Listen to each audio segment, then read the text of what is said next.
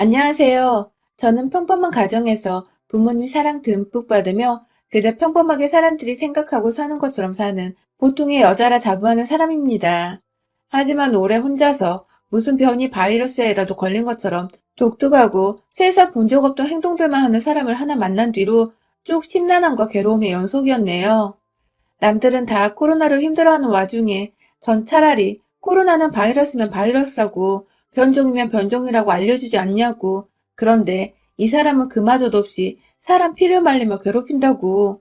매번 남편 붙잡고 하소연을 해왔던 대상인데 이젠 공개적으로 대놓고 하소연하며 까내보겠습니다. 제가 경상도 사투리에 약해 글로 잘 표현할 수 없는데 양해 부탁드립니다. 저는 위로 언니, 밑으로는 남동생이 있어요. 삼남매의 둘째로 태어나서 어릴 적에는 새것 하나 제대로 받아본 것 없이 언니의 것을 물려받으며 살았고, 조금 더 커서는 바쁜 부모님과 언니를 대신해 남동생한테 어른 노릇 한다고 어르고 달래며 누나 노릇 하느라 정신없이 살았죠. 얼핏 보면 어린애가 오래전부터 집에서 너무 치이며 산 것처럼 보일 수 있지만 사실 저는 그 누구보다 가족들의 사랑을 받으며 컸다고 자부합니다. 머리채 뜯고 싸운 적이 많았어도 다 큰 성인이 된 지금은 누구보다 제 속마음을 훤히 들여다봐주고 또 옆에서 둘도 없는 친구가 되어주는 언니와 비록 제 손으로 다 키운 것 같으나 동생 또한 제 곁에서 외로울 수 있었던 저의 마음은 달래준 더 없는 보호자였습니다. 바쁘신 부모님 아래서 삼남매가 때로는 적군에서 아군으로 혹은 아군에서 적군으로 태세 전환을 하며 북적이는 분위기 속에서 참 정겹게 살았어요. 어린 시절 남매들과 함께 싸운 추억들이 너무 많아서 그 추억들이 너무 다 좋았어서 저도 언젠가 결혼을 하게 되면 아이들을 복작복작하게 낳고서 잘 키워야겠다는 생각을 했죠. 그러다가 2년 전 그 꿈을 함께 꾸고 싶은 남자를 만났습니다. 평소 연애를 했던 이전의 남자들과는 비교적 다른 분위기의 남자였어요. 뭔가 좀 더 매사에 진지하고 참을성도 많고 무엇보다 크고 작은 일에도 쉽게 흥분하거나 화를 먼저 내질 않는 이 사람. 연애 기간이 오래되면 오래될수록 그냥 연애만 하다가 끝이 나버리기엔 너무 아쉬운 사람이란 생각이 들었어요. 먼저 고백을 한다고 해서 창피할 것도 없이 그냥 제가 먼저 무턱대고 결혼을 하자며 프로포즈를 해버렸습니다. 갑자기 손잡고 길을 걷다 말고 맨입으로 결혼을 하자고 그것도 조금 망설여하는 자신에게 하자, 하자 하며 조르는 저의 모습에 전혀 예상을 못했었는지 남편은 눈만 탁구공만큼 떠서는 껌뻑이었죠. 자기가 먼저 했어야 할 프로포즈를 왜 너가 이렇게 예고도 없이 길 한가운데서 그런 식으로 해버렸냐며 울상을 지어버리던 남편의 모습이 너무 귀여워 그 외의 부수적인 것들을 감히 파악해 볼 겨를도 없이 후다닥 내 남자로 만들어버리겠다는 빛의 속도로 결혼을 치렀습니다. 당시 스몰 웨딩이 유행이기도 했고 둘 다 소란스레 정신없이 결혼을 치르고 싶지 않았어서 가까운 친인척들만 모아놓고 아주 작게 치렀어요. 제가 하는 일이 길게는 휴가를 내기가 힘든 직종이라 멀리 가지는 못하고 그냥 가까운 제주도에서 신혼여행을 보내고 돌아와 곧장 일상생활을, 아니, 결혼생활을 시작하며 저희는 본격적인 부부생활을 시작했죠. 사실 남편이나 저나 대학 때 서울로 올라와 자취를 하게 된 서울 안의 이방인이어서 서로의 부모님 집은 결혼을 준비하면서 처음 가보게 되었었어요. 남편은 부산, 저는 광주가 고향이었는데 그 바람에 각자의 가족들께 인사를 하러 가는 길만 해도 주말을 통째로 빌려야 했었죠. 일단 결혼을 하기로 약속한 후 곧장 저희 친척 언니가 광주에서 결혼하게 되어서 겸사겸사 남편을 먼저 친정으로 소개시켜드리러 데려갔었습니다. 그때도 주말을 통째로 비워놓고는 금요일 퇴근하자마자 KTX를 타고 가서는 일요일에 점심 먹고 늦지막히 다시 서울로 올라오는 일정이었죠. 저희 가족들은 저만큼이나 저희 남편을 무척이나 마음에 들어 하셨고, 다 같이 요리도 하고 엄마가 준비하신 음식들로 남편을 배부르게 먹이며 나름 좋은 시간을 보냈어요. 한겨울이었는데 뜨끈뜨끈한 집안에서 밥 먹고 나서는 티타임도 가지고 남편도 어느새 저희 가족들이 편해진 건지 자기가 먼저 말도 걸어주고 저희 부모님 말씀에 호탕하게 웃어줘주며 나름의 분위기 메이커 노릇도 제법 잘했어요.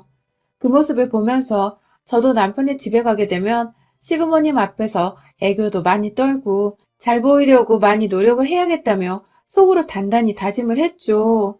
하지만 생각했던 것과는 아주 다른 일들이 일어났어요.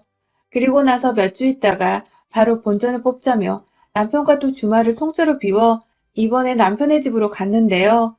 우리말에 사위는 백년 손님이라고 하잖아요. 그래서인지 저희 부모님은 남편 맞이하겠다며 정말 제가 찾아갔을 때에도 먹기 힘들었던 해산물부터 소고기까지 진수성찬을 차려놓고 남편을 기다리고 계셨어요. 그 바람에 남편도 대접을 너무 많이 받았다며 저희 부모님께 너무 감사해 했고요. 저는 그래도 저희 부모님만큼의 식사 차림을 바란 건 아니었지만 그래도 부산에서 뭔가 따뜻한 시어머니의 밥은 한번 얻어먹을 줄 알았습니다. 그래서 빈손이 무색하지 않도록 일부러 서울에서 시부모님이 좋아하실 만한 스카프부터 홍삼 등 이것저것 챙겨갔어요. 그런데 참 웃기더라고요. 조금 낡았어도 아파트에 살고 계시던 시댁에 딱 처음 발을 디뎌보니 바닥이 무슨 냉동 창고 마냥 얼어붙어 있는 것입니다. 마찬가지로 이 시기가 한겨울이었는데 밖에서 벌벌 떨고 들어왔더니 집안이 더 추운 것 같은 기분까지 들었죠. 그런데 앞에 시부모님은 계시고 무슨 말을 못하겠는데 입에서 김까지 서려 나오는 것 같고 막 그냥 심정이 복잡한 와중에 시어머님은 대뜸 인사를 왔으면 절부터 하라고 하시더라고요. 이때 알아챘어야 했었는데 그렇게 저는 첫 만남부터 제대로 된 미소 한 번 없이 앉아 계신 시부모님, 정확히는 시어머님 앞에서 절부터 하며 인사를 드렸고 집안에 냉기밖에 없는 와중에 고소한 냄새마저 없는 백직장 풍경에 당황을 했으나 그 다음번에 더 당황을 하고야 말았어요. 차려놓은 것이 없으니 한번 요리를 해보라고. 어디 애비 며느리가 차려주는 식사를 한번 받아보자며 텅 빈 부엌으로 안내하시는데 만약 그때 옆에서 남편이 엄마, 손님 오는데 아무것도 안 해놓은 거야? 하면서 시어머니를 무지막지 개념 없는 사람 마냥 쳐다봐 주지 않았더라면 전 울면서 뛰쳐나왔을지도 몰라요. 하지만 다행히 남편이 지 손을 걷어붙이더니 뜬금없이 쌀을 씻는 바람에 며느리 한번 기선제압 해보려다가 졸지에 아들 손에 찬물 묻히는 게 아쉬웠는지 고마해라 하고는 자기 손으로 그제서야 쌀을 씻으시던 시어머님. 그 바람에 저도 불쾌한 나머지 거들어드리진 않았습니다. 남편이 손님이라고 언지까지 해주어서 손님이라며 남편 옆에 앉아있다가 그래도 사간 선물을 빠짐없이 다 드리고 왔어요. 너무 추워 밥을 먹고 나서도 냉기가 서렸는데 답답한 나머지 제가 먼저 나서서 커피를 타드리겠다며 뜨거운 물 끓여서 커피를 타드렸네요. 가장 기억에 남았던 말은 서울에서 바쁘게 살았다는 대화를 하다가 그래서 친정에는 먼저가 인사고 옹기가 하면서 광주에 있는 저희 집부터 먼저가 어른들께 인사를 드린 게 내내 안 입고 왔다는 식으로 말한 것이었어요. 선물을 드릴 때에도 먼저 간 사돈은 뭐 받았노? 하면서 말씀하신 걸 보니 아무래도 사돈댁에 먼저 아들을 인사시키러 갔던 것 자체를 기분 나빠하시는 게 분명해 보였습니다. 그런데 그걸 또 변명하려 하자니 대화 도중에 얘기가 너무 뜬금없기도 했었고 사돈집에 먼저 가던 본인 집에 먼저 오던 그게 화날 일이며 여자가 자기 집에 먼저 가는 게 뭐 대단히 문제인가 싶어서 저도 울컥한 마음에 굳이 변명은 안 했어요. 그렇게 서울 돌아가는 길 남편의 잘못은 없었으나 그냥 좋은 사람에게 이런 부모가 있을 줄 몰랐다는 생각에 실망을 했는지 저도 충격을 받아 생각을 하느라고 의도치 않게 침묵을 유지했고 그날 남편은 저를 집 앞까지 데려다주곤 결국 문 앞에서 눈물을 보이더라고요. 자기 엄마가 우리 사이를 다 망쳐버린 것 같다며 엄마가 원래 사고방식이 자신과 달라 트러블이 많았었다며 결혼하고 나서는 자기 엄마 때문에 힘들어할 일 절대로 만들지 않겠다며 제 손을 잡는 것까지 잡아도 되나 싶어서 혼자 눈치를 막 보는데 그 모습이 애잔하고 애처롭고 막 복잡했습니다. 결국 중간에서 남편 노릇 잘하겠다는 확답을 받고는 결혼을 했어요. 그리고 남편은 실제로도 저에게 최선을 다하며 좋은 남편으로 지내줬고 멀리 사는 시부모님은 설날과 추석 명절에 딱 2번 찾아가기만 했고 자주 부딪힐 일이 전혀 없었습니다. 다른 집들처럼 안부 인사를 강요하지도 않으셨고 시시콜콜 전화가 온다거나 무턱대고 집으로 찾아오시는 무개념스러운 짓도 하지 않으셨어요. 내심 이천회를 열심히 보면서 우리 시어머니도 언젠가 그러시면 어떡하나 싶어서 쫄기도 했었는데 천만다행히게도 아직까지 서울 우리 집 한복판에서 절 당황시킨 적은 없습니다. 하지만 그 당황스러움은 꼭 시댁에 가면 기다렸다는 듯이 벌어졌어요. 결혼하고 나서 맞이한 첫 설날에 한복까지 곱게 차려입고는 이번에 직접 차를 몰아서 시댁에 갔는데요. 아니 글쎄 이번에도 시댁은 바닥이 아주 얼음장이더라고요. 보일러를 확인해보니 진짜로 전원은 완전히 꺼져 있었고 시부모님은 두 분 다 옷을 두텁게 껴입고 계셨습니다. 남편은 언제부터 이렇게 보일러를 꺼놓고 살았지? 하면서 이전에는 그런 적이 없다는 식으로 고개를 갸우뚱했지만 시어머니는 보일러 고장이 났다면서 저희 두 사람 앞에서 딱 말씀까지 하셨죠. 그렇게 첫 명절에 긴장되는 마음으로 시어머니 앞에서 제사상도 차렸고 여기저기 시댁을 찾아오는 일부 친척분들과 결혼식 후 오랜만에 인사도 나누며 다른 집 며느리들처럼 저도 똑같이 요리하고 상 나르고 인사드리며 몸이 10개라도 모자란 기분으로 쭉 일어섰다가 앉길 반복했어요. 하룻밤을 자고는 다음날 친정에 가기 위해 짐을 챙겼죠. 하지만 시어머니는 아침부터 짐 싸느라 부스럭거리는 저희를 보곤 기분이 언짢으셨는지 뭐 대단한 집이라고 아침부터 부산 떨며 찾아갔냐고 한 소리를 하셨고 이번에도 남편이 지금 안 가면 시간이 없어 인사만 드리고 서울을 가야 한다며 시어머니를 이해시켜드렸어요. 기분이 정말 나빠 보여서 제가 끝내 져주는 마음으로 아침은 함께 먹고 가자며 남편을 불러다 세웠고 그렇게 저희는 제가 직접 차린 아침으로 밥까지 먹고는 차까지 끓여드리고서 집을 나왔는데요. 한 10분 차를 끌고 가다가 제가 순간 화장실 안에 제 세안 도구들을 안 챙긴 게 생각나더라고요. 급하게 다시 시댁으로 돌아가서 챙기려고 남편의 손을 빌려 시댁 문을 열고 들어갔는데 근데 저희가 시댁을 떠났다가 다시 돌아온 그 20분 사이에 무슨 일인지 바닥이 살짝 뜨뜻해진 겁니다. 기분이겠거니 하면서 급하니까 화장실부터 들어가 세면 도구를 챙겨 나오는 사이 우연히 본 거실 복도의 보일러 기기. 분명 전원이 켜져 있었습니다. 그날 제가 본 걸 남편한테 말하진 않았지만 대충 무슨 상황인지 알겠더라고요. 시어머니가 일부러 며느리 온다고 아들이 추워하는 것까지 감수를 하면서 보일러를 꺼놓으셨구나 하고 말이죠. 그 바람에 찬물로 샤워도 하고 그것까지 아들도 겪어야 했는데도 불구하고 그걸 다 감수하시면서 일부러 계획하셨다고 생각을 하니 선물이 나는 걸 떠나서 어이가 없어 헛웃음이 나오더라고요. 이게 바로 시월드구나 싶었습니다.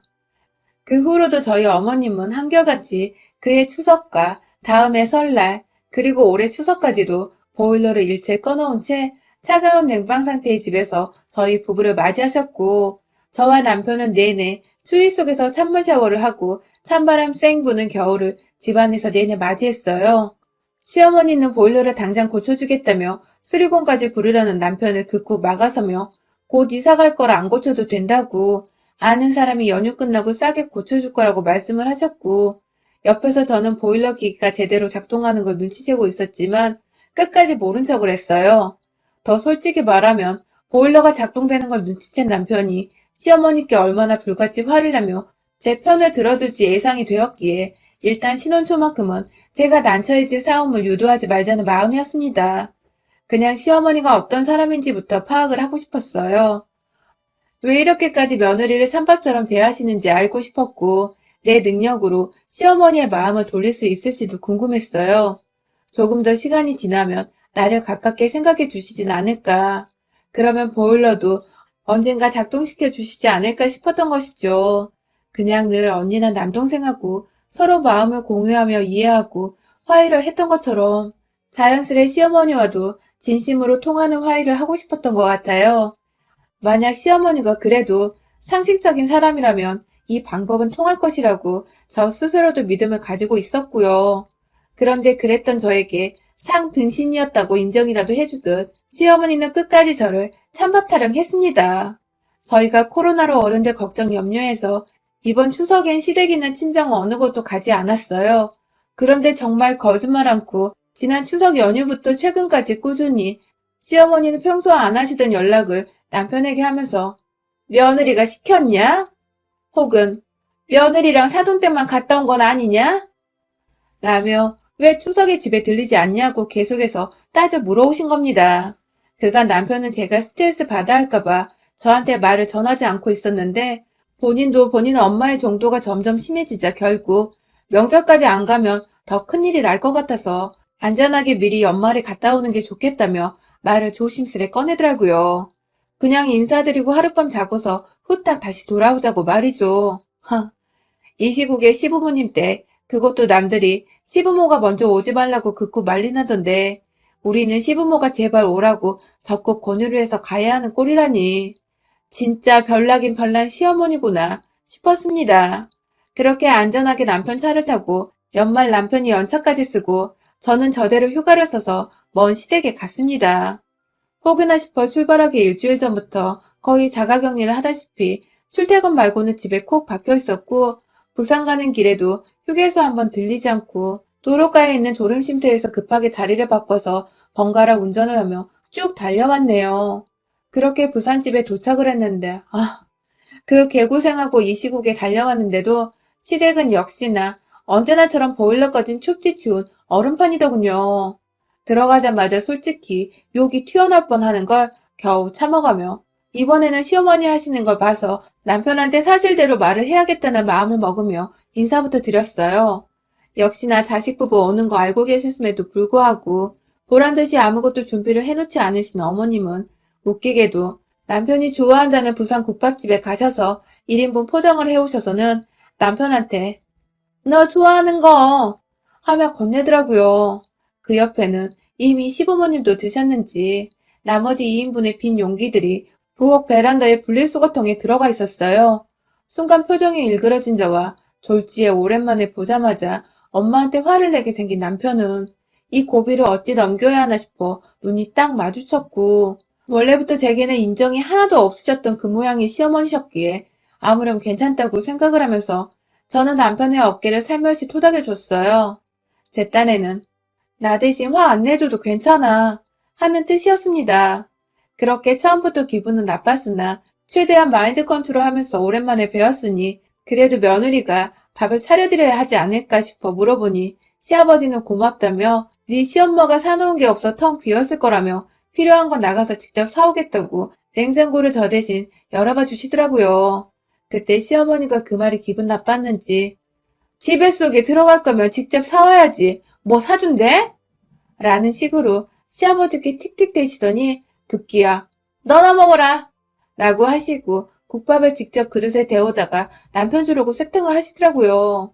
아들이랑 며느리가 오는데 집에 가만히 계신 분들이 진수성찬까진 바란 건 아니었지만 반찬 하나라도 차려놓은 건 없고 사놓은 것이라곤 남편 혼자 먹을 1인분 국밥뿐이고 본인들도 국밥을 먹고 배를 이미 채워놓은 건 알겠는데 그래도 시아버지는 차려준다고 하니 고맙다고 말씀이라도 해주시는데 도대체 이 상황에서 시어머니가 뭐가 저리 당당해서 틱틱거리대는지 슬슬 화가 나고 서러워 눈물이 쏟아지려고 하는 거 버티고 있는데 그 와중에 전 정말 배고파서 그럼 저 혼자 대충 먹을게요 하면서 텅 빈 밥솥을 확인하곤 쌀을 지으려 했습니다.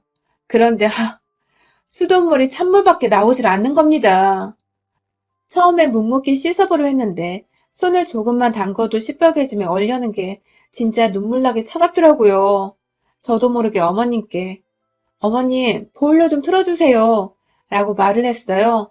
그러자 시어머니는 언제나 그랬듯이 고장났다고 찬물로도 쌀은 잘 식힌다며 알아서 하라며 남편 국밥을 데우시며 제 뒤통수를 향해 젊은 것들 하면서 궁시렁거리셨고 결국 제가 못 참고 직접 보일러 기계 앞으로 가서 전원을 탁 켰습니다.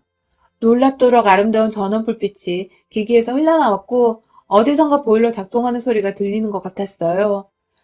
제가 온수를 누르며 온도를 쭉 올리자 뒤에서 지켜보던 남편은 뭐야 이거 되는 거야? 하면서 달려왔고 급기야 본인이 몇 번 전원을 껐다 켰다 해보더니 이내 시어머니를 향해 으르렁거리기 시작했어요. 제가 바라던 것이었습니다. 눈물은 글썽이고 있고 시댁까지 먼 길 와서는 본인 먹을 밥 짓느라 손은 찬물에 얼음장처럼 시뻘개진 와이프를 확인한 남편은 그 와중에 아들만 주겠다고 1인분 사온 국밥을 데우는 시어머니를 향해 도대체 이 짓을 왜 하고 있는 거야? 하면서 욕만 안 했을 뿐 말끝마다 씨를 남발하며 이미 욕을 수백 번 더 더하듯 거칠게 말을 이어나갔고 들은 채 만취하면서 이제 되네 하며 보일러 기기 한번 살펴보더니 떳떳하게 다시 부엌으로 가는 시어머니의 뒤통수를 향해 그만 가자며 혼자 막 짐을 싸서 집을 나서려 했어요. 그때 짐 싸는 남편을 뒤로 한 채 저는 시어머니를 계속 지켜보고 있었는데 살짝 국 데우며 고개를 돌리시던 시어머니가 희미하게 정말 작게 입가에 미소를 띠며 궁시렁거렸어요.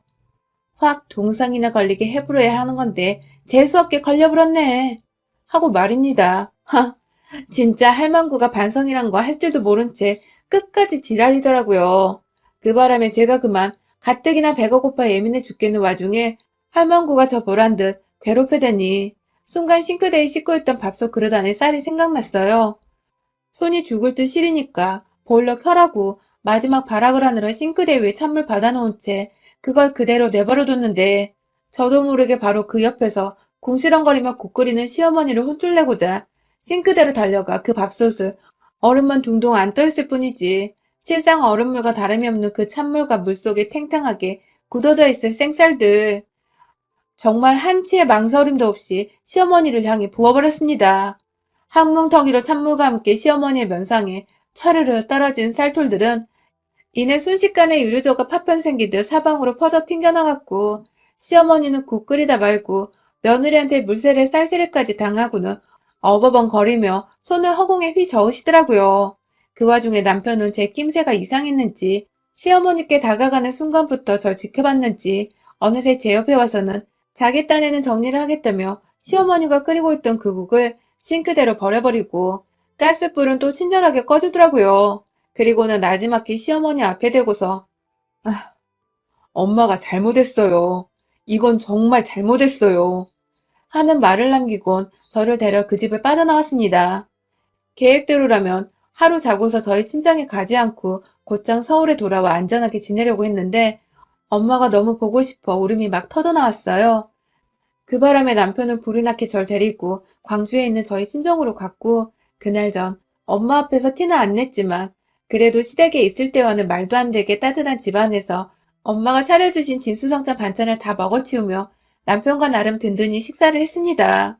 내심 남편에게 미안하기도 했는데 자기 엄마가 100번 잘못한 일인지라 자기도 어쩔 도리가 없었다며 오히려 제 기분이 지금 괜찮은지를 더 물어봐 주더라고요. 그 덕에 저도 조금씩 기운 차리며 오히려 그 난리를 쳐서 시어머니를 홍구녕 내주고 온 것이 슬슬 통쾌해지기 시작했고요. 아휴, 시댁에서 느꼈던 한기를 생각하면 정말 다시는 그 추운 얼음꽃 속을 상상하고도 싶지 않네요. 그래도 그 추운 곳에서 며느리한테 찬물세례까지 퍼부어진 우리 시어머니는 얼마나 더 추위에 몸살을 떨으셔야 했을까요? 부디 이 시국에 감기는 안 걸리셨길 바라봅니다, 어머님. 여러분의 생각은 댓글로 남겨주세요. 오늘도 시청해주셔서 정말 감사합니다.